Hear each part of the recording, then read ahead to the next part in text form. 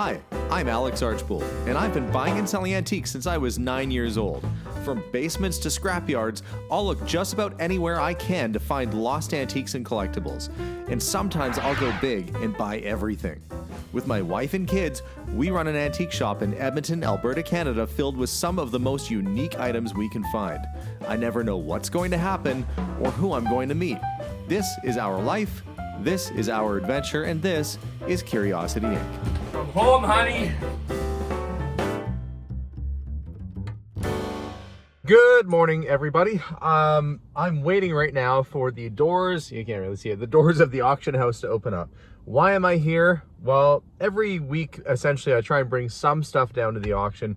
The reason I do that is you gotta get rid of some stuff. Sometimes I buy things, I end up with too much, or I walk around the store and there's some things that gotta go. So now, things that gotta go. So as soon as they open those doors up, we're gonna go put a bunch of stuff through the sale, and then run a few other errands today. So it's gonna be a busy day today. Again, it's always a busy day, but I really need to start thinking about cleaning house for fall, thinking about streamlining the store and getting ready for those Christmas sales, which will hopefully be coming around again this year, even though it's been an odd year. So let's wait for the doors to open. We'll go inside and get offloaded. Now, I'm not bringing in a whole lot of stuff for this sale. I've got maybe about 50 things or so. I brought another little batch down today, including some old coloring books and comics and some records that I wanted to clear out, music sheets and so forth. But they do have a lot of cool stuff that's going through that's not mine. We're gonna wander over there and have a look at it because I gotta go check it out for myself because there's some neat stuff. This is what I thought was cool at the auction house this week. If you've ever seen the TV show Hell on Wheels,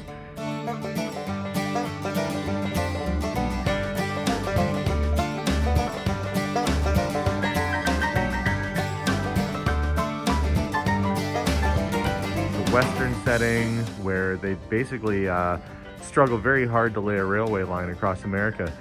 These are the original costumes, the original wardrobe used in the TV show. So you've got complete outfits, you got the jacket, you got the vest, the hat, the pants, the boots, the whole thing. And there's even ladies' outfits with the old style shoes. There's a lot of really neat stuff. Look, this one even still has the mud on the boots from filming. So if you want to get an old Wild West outfit, you can pretty well just one-stop shopping right here and you've got it. I like that some of these have the cards. This is Ava Toole, played by actress Robin McLeavy, is a former and reinstated, she's a lady of the night, let's say. She falls in love with Elam, a recently freed man, but marries Gregory Toole. So that's her outfit right there. Every single one of these, I think, has a little card that goes along with it with whose outfit it was. Businesswoman and Cheyenne. So everything has a story. Super cool little selection of things. So you could probably go back and watch the show and see what character it uses at the same time. I think there's even a couple military outfits over here too. There's a saddle, original 1896 saddle with the saber, and military style cavalry uniforms and so forth. So anyway, really, really neat. You never know what's going to show up in an auction house. You have stuff like this, cool movie memorabilia, and then couches and some kind of crazy soundtrack board. All sorts of cool and wonderful things. It's a magical world of an auction house. But I've got to get off and on my way to work. We've got to go open the shop. I am back at the store. I am starting to put some stuff away that I purchased the other day. Of all things, I bought light bulbs, and not because I needed light bulbs for the store or anything like that. I bought light bulbs because these light bulbs are kind of collectible. Who would buy a light bulb, you might ask? Well, when they're this kind of light bulb, they're pretty cool. This is a small collection of original 100-year-old Thomas Edison light bulbs. Now, what's cool about them is that they are all functioning. They're new old stock. You can see they still have the stickers on them. But like this guy, this big one here, people really like the look of these when they're plugged in. So I had this one in, we're gonna test it out again, just to show you what's cool about it. Now they replicate these, so they are available as replicas now, but they don't match the same appeal as the originals. So this light bulb, 100 years old, there it goes. You can see the filaments lighting up so nicely, and probably one of the most reliable and long-lasting light bulbs ever made. There is a fire station in the United States and it's had a light bulb burning in it for over 100 years, which goes to show that they could have made a light bulb to last a long time. But that's a great way to sell one light bulb. So when the business people kind of stepped in, they said, no, we've got to make it so the filaments burn out faster. That's why we've had this never-ending struggle of changing light bulbs. They had the technology to build a light bulb that would last forever. They just chose not to. Kind of sad, but still kind of cool. And a light bulb like this may have 100 years of life worth left in it. We don't know. It's a pretty cool thing though, and people do collect them. A light bulb like that can be worth well over $100 to the right person. Another fun little item that came in just this morning was this Remington Noiseless typewriter. Now, why would they need a noiseless typewriter? And let's be honest, it's not noiseless.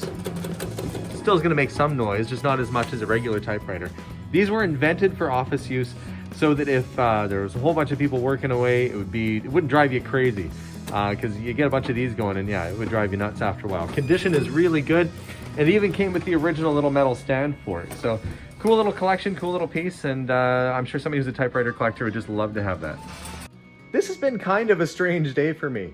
Last week I decided to put all my poker chips across the table, and instead of keeping a bunch of money in the bank, thought I'm gonna do what I thought was the right thing and pay off my house and get myself out of debt. So that was good. Personally, got myself out of debt in what is kind of a difficult time. The challenge is, somebody comes along with a really big collection for sale, I spent all my money. I spent it on myself, and I don't usually do that. So I was really stressed out today that, you know, what am I gonna do? What if somebody comes in with something for sale and I wanna buy it and I can't? So I've kind of been, you know, holding back. But then something happened. I had a gentleman come in the store who was another antique dealer, and he wanted to load up on products and spent thousands of dollars in the store today. So we're back at it. I'm feeling confident. And I heard back from an auction company, Comic Connect or Metropolis Comics in New York City. They are the comic company which is going to be handling the sale of our huge, massive collection of comics that we had come through. So we signed an agreement. They're going to be auctioning off for us, and we are planning a really big sale just prior to Christmas. So some very exciting things happening around the shop. And I'm taking a breather, and I'm feeling a little easier about everything right now. But I haven't showed you guys why I'm selling all this stuff. What's the goal? What's the plan? We're trying to get this building, at least get the foundation for the building put in. And we're making baby steps. We're making small steps forward. So I'll show you where we've gotten so far with construction and talk to you about the plans that have yet to come. And it is a beautiful fall day with the Ghostbuster car outdoors. Here we have our completed patio and some construction happening. You can see we've got the big, massive pit. There's no sand creature from Star Wars at the bottom of it. I was so disappointed. But there is a sewer line, which is equally as disgusting once used. So that's all in. We are waiting for an inspector to come, make sure that everything looks good, and he signs off on it. Once that's done, all this dirt they took out gets put back in the hole. Then cement truck comes, lays some cement down, and we'll have a pad, a foundation, and then beyond that, it's, you know, anybody's guess, I should say, is when snow is going to fall and whether we can get the rest of the building started. But for now, this is a really great start. We still have a lot of work to do before snow flies and before that ground starts to solidify and get cold. So let's hope that things progress really quickly. If you don't know me by now, well, here's something you should know. I'm a bit of an optimist. And so I kind of went ahead and booked myself in for end of October to get the cement pad poured. And it's going to be getting close to the end of October here before too long. So we still have a lot of work to do before that truck pulls up. I am booked and scheduled in for the end of this month to get a cement pad poured. And so far, yeah, it's a big pile of dirt. But I'm still, you know, I'm not gonna be a pessimist about it. I'm gonna be optimistic, and we're gonna hope that everything works out well, because in my experience, if you aim for something long enough, it actually will happen and will come true.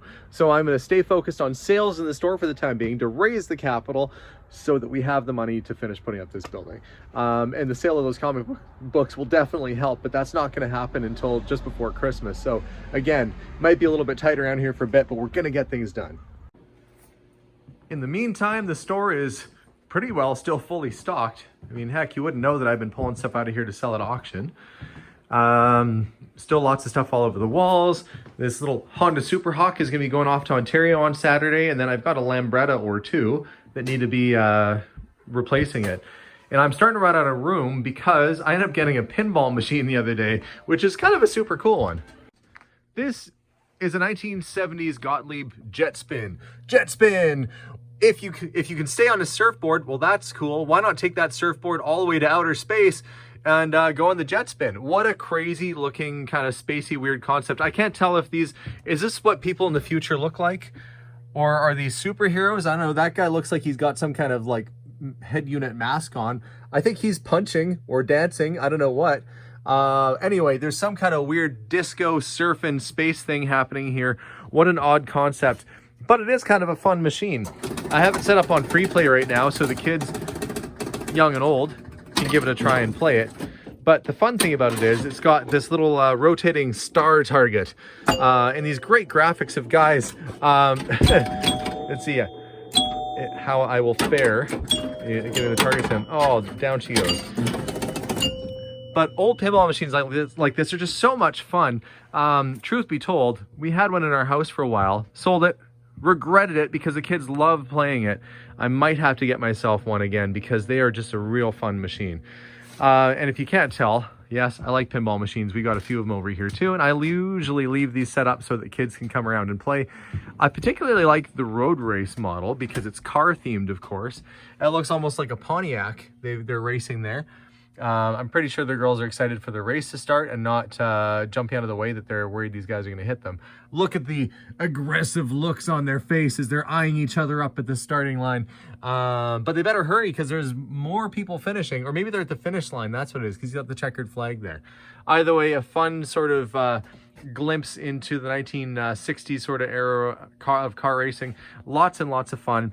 And that's what we like to do here. We like to have lots of fun with the items that we bring in. And seriously, don't take myself oddly that serious. I like to just have little whimsical bits of knickknacks and, you know, from cameras to slot machines and typewriters and who knows what else.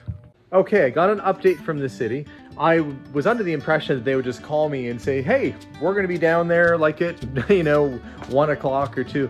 Apparently that's not how it works. The guy magically shows up like a magician at any point between 8 a.m. and 5 p.m. Kind of like in the old days when you have to wait for your cable guy to install and you just have to sit around your house.